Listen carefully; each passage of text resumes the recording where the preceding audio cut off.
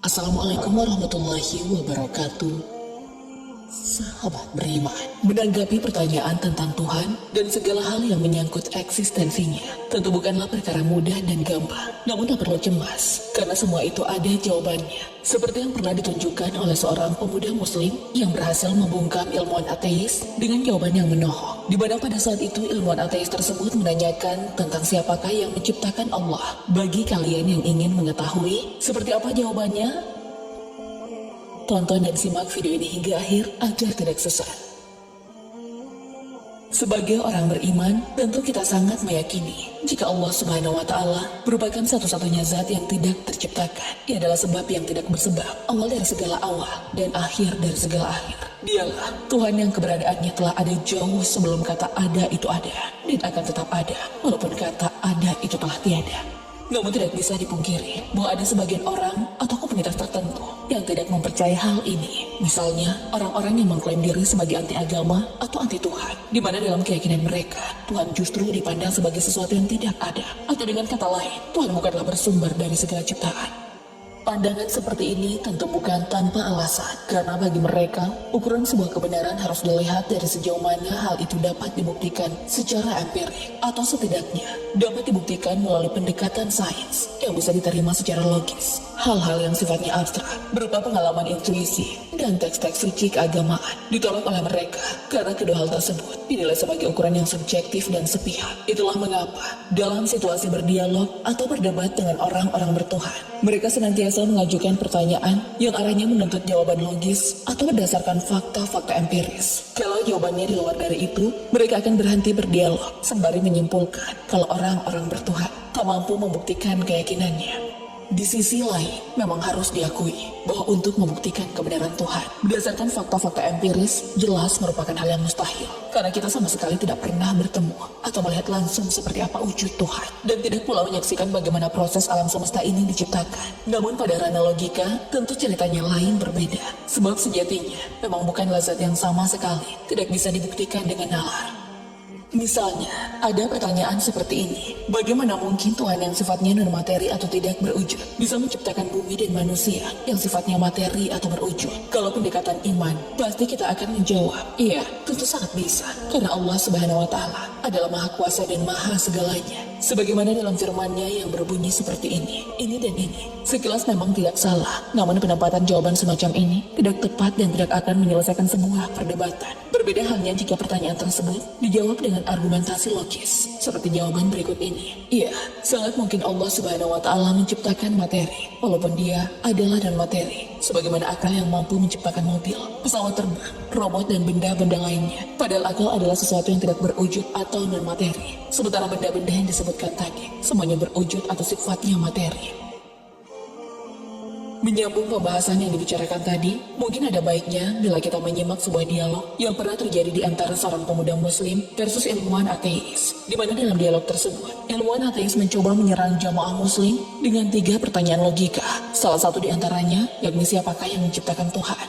Jadi kesannya begini, suatu hari ilmuwan ateis mendatangi sebuah majelis ilmu orang-orang muslim dengan maksud ingin mencari jawaban atas apa yang membuat orang-orang dengan mudah mempercayai adanya Tuhan. Karena bagi ilmuwan tersebut, Tuhan adalah sesuatu yang sangat bertentangan dengan ilmu pengetahuan yang dimilikinya. Ketika telah bertemu dengan orang-orang majelis, ilmuwan itu lalu meminta izin untuk bertanya kepada semua jamaah yang hadir. Namun sebelum bertanya, ia berpesan agar pertanyaannya tersebut tidak dijawab berdasarkan keterangan dalil, melainkan berdasarkan ilmu pengetahuan atau ilmu pasti. Dengan dalih bahwa bagaimana mungkin dia bisa meyakini sebuah jawaban yang sumbernya justru tidak ia yakini. Setelah diizinkan, ilmuwan tersebut pun langsung melontarkan pertanyaan. Siapa atau apa yang menciptakan Allah? Menurutnya, bukankah setiap hal yang tercipta harus ada penciptanya? Manusia tercipta dari manusia, hewan dari hewan, tumbuhan pun juga demikian. Lalu bagaimana mungkin Allah bisa ada bila tak ada yang menciptakan? Mendengar pertanyaan ini, para jamaah majelis pun diam kebingungan. Keadaan majelis juga seketika menjadi hening. Mereka tak menyangka kalau sang ilmuwan ini akan menanyakan hal-hal rumit yang berhubungan dengan perkara gaib. Tak lama berselah, berdirilah seorang pemuda yang mengajukan diri untuk menjawab semua pertanyaan ilmuwan tadi. Sarah berkata, inilah saya, hendak bertukar pikiran dengan Tuan. Dalam keadaan terperanjat karena pertanyaannya akan ditanggapi oleh seorang pemuda, ilmuwan itu pun langsung mempersilahkan. Tanpa ragu, pemuda itu pun berkata dengan kalimat bertanya, Tuan adalah seorang ilmuwan, berarti Tuan mengerti perhitungan bukan? Tentu saja, itu adalah duniaku, jawab sang ilmuwan.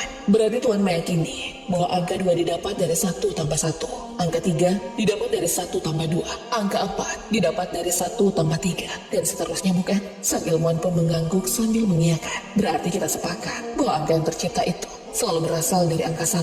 Bila Tuan tadi berkata bahwa ilmu perhitungan adalah dunianya Tuan, maka saya ingin tahu dari mana asal angka 1 tersebut, atau angka berapa yang menciptakan angka 1 Tuan? Mendengar pertanyaan balik tersebut, sang ilmuwan langsung tersentak. Belum sempat ia menjawab, si pemuda itu langsung menyambung perkataannya lagi. Bila Tuan tidak pernah mempersoalkan angka 1 dalam dunia Tuan, dan Tuan meyakini bahwa angka 1 haruslah ada agar dapat tercipta angka-angka lainnya, maka apa sulitnya? Tuan meyakini bahwa Allah itu ada dan dapat menciptakan hal-hal lain, namun Allah tidak memiliki pencipta. Sang ilmuwan yang mendengar penjelasan tambahan itu berpikir namun tak mampu memberikan sanggahan. Ia hanya bisa berkata dengan suara pelan, tolong jawab pertanyaan selanjutnya. Singkat cerita, si pemuda itu akhirnya berhasil menjawab semua pertanyaan dengan penjelasan yang logis, tanpa ada sedikit pun bantahan dibalik dari sang ilmuwan. Alhasil, sang ilmuwan akhirnya mengaku mengalah dan menyatakan puas atas semua jawaban pemuda tersebut. Tercipta sebagai makhluk yang dibekali akal serta kemampuan bernalar, wajar bila manusia seringkali menggunakan anugerah tersebut untuk memikirkan hal-hal yang berkaitan dengan hidupnya, termasuk memikirkan soal Tuhan dan eksistensinya. Namun sebagai orang beriman, kita perlu hati-hati serta mawas diri. Sebab kata Rasulullah, pikiran seperti itu merupakan salah satu bentuk provokasi setan. Dan kata Rasulullah juga, bila muncul pikiran atau mendapatkan pertanyaan semacam demikian, kita segera memohon perlindungan kepada Allah Subhanahu wa Ta'ala. Dari Abu Hurairah radhiyallahu anhu, Rasulullah Shallallahu alaihi wasallam bersabda, setan akan mendatangi seorang dari kalian lalu mengatakan, siapa yang menciptakan ini? Siapa yang menciptakan ini? Sehingga dia akan berkata, siapa yang menciptakan Tuhanmu? Dan ketika dia menghinggapinya, maka berlindunglah kepada Allah darinya, dan harus dia menyudahinya. Hadis riwayat Bukhari dan Muslim. Pada riwayat lain, dari Abu Hurairah radhiyallahu anhu, Rasulullah Shallallahu alaihi wasallam bersabda, manusia akan senantiasa bertanya sampai dikatakan, ini adalah Allah yang menciptakan makhluk. Lalu siapakah yang menciptakan Allah? Dan barang siapa yang mendapatkan sedikit saja tentang hal ini, maka katakanlah, aku beriman kepada Allah. Hadis riwayat Muslim. Sahabat beriman, adakah di antara kalian yang pernah mendapatkan pertanyaan seperti judul video ini? Adakah juga di antara kalian yang bisa memberi opsi jawaban logis lainnya untuk kita semua? Jika tak keberatan, silakan dijawab di kolom komentar channel ini. Semoga Allah senantiasa melindungi kita sekalian dari hal-hal buruk. Allahu a'lam bishawab. Assalamualaikum warahmatullahi wabarakatuh.